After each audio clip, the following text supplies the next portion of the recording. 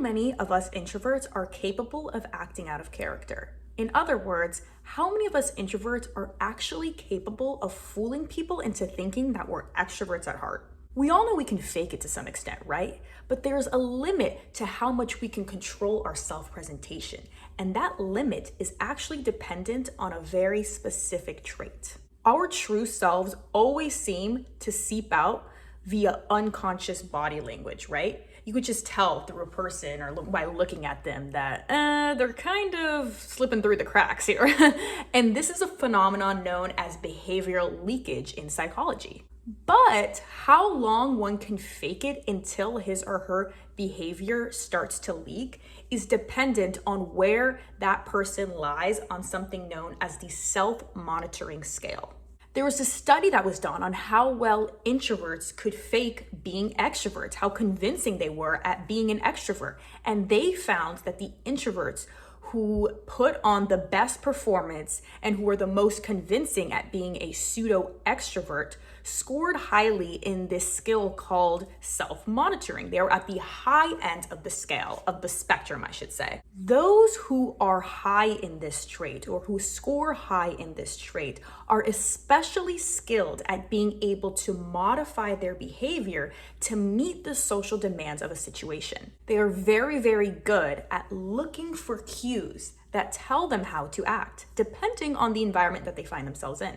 And the highest self-monitors not only tend to be good at producing the desired effect and emotion and behavior in a given social situation, but they actually experience less stress while doing so. Now, on the other hand, low self-monitors base their behavior on their own internal compass. They aren't really good at using social behaviors and masks at their disposal. They're less good at reading the room. But even those that are low in this trait, that are good at reading the room, have no desire to want to role play. They're just not interested in it. So if you want to know where you fall on this scale, here are a few questions that I'm going to ask you from Snyder's self-monitoring scale.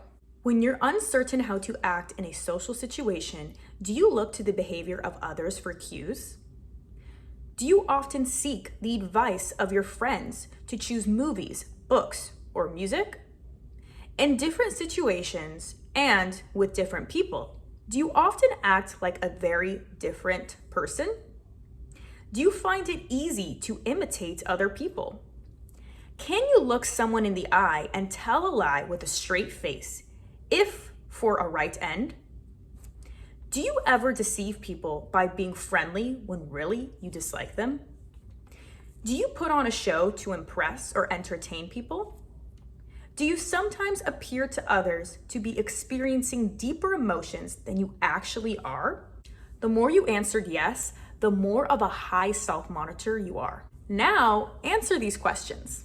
Is your behavior usually an expression of your true inner feelings, attitudes, and beliefs? Do you find that you can only argue for ideas that you already believe? Would you refuse to change your opinions or the way you do things in order to please someone else? Do you dislike games like charades?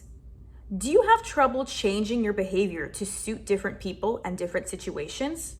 The more you answered yes to these questions, the more of a low self-monitor you are. So you are on the low end of the scale. Now, there are pros and cons to each, so I don't want you to feel bad about yourself if you're not good at wearing different masks in different social situations. Because like I said, there are advantages and disadvantages of being able to do that. So please don't beat yourself up over the fact that you might be a low self-monitor, or if you answered yes more frequently to the second set of questions, because there is a lot of value and respect in being able to stand your ground in a certain opinion that you have and not willing to change that set of beliefs that you have about something. It's very admirable actually in a lot of situations, because when you stand your ground and you're firm in what you believe in, then people really respect that and they like that you're not easily swayed. And a lot of people also argue that it can be inauthentic to put on different masks just to meet the social demands of a situation. But I tend to disagree. I think that it can be a strength to be able to wear different masks because sometimes it calls for it, you know? And I think it's, in a way, modest, an act of modesty to be able to do that, because really you're not being so focused on your own needs and concerns, but rather you're trying to maintain peace and harmony. And you recognize that you need to kind of alter your exterior in order to maintain peace and harmony in a situation that you find yourself in. So if you can fake it a bit and you're good at putting on your acting skills in order to act like a pseudo extrovert or act out of character, then I think that you should, because it can be very beneficial and good if it's tied with a good intention that is linked to a good value. But it can get disastrous if you're doing it for all the wrong reasons. So use the skill judiciously. Now, if you are a low self-monitor and you want to become better at being a high self-monitor or transition into being a high self-monitor because you feel like there is this itch in you to be good at that skill or rank high in that skill, then I would really recommend getting in the habit of taking mental notes of people when you are observing them, because introverts naturally are great at observing. So really think of it as an experiment when you are observing, and not just observe for the sake of observing. Really take note of how people behave, you know, with their mannerisms and their expressions, and see how you can walk in line with that in that situation without going too out of your comfort zone. It's all about baby steps, you know? Eventually you can get really good at acting over time, but don't overdo it or else it's gonna come off as being fake, and then you're gonna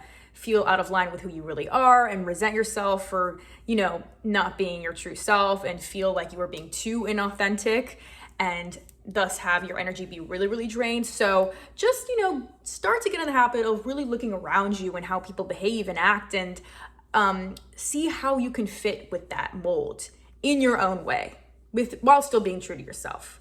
Because the paradox kind of is that the best way to act out of character is to try to stay as true to yourself as you possibly can. So I hope this video helped you be more self-aware and reflect on how you fit into different social situations, and take what you will from this information. You know, maybe it just made you more self-aware, or maybe you want to make some changes if you feel it's necessary to make some changes. But like I said, there are strengths and shortcomings to each end of the spectrum. So don't feel too bad about yourself if you aren't high on the scale, because like I said, there's pros and cons to each end.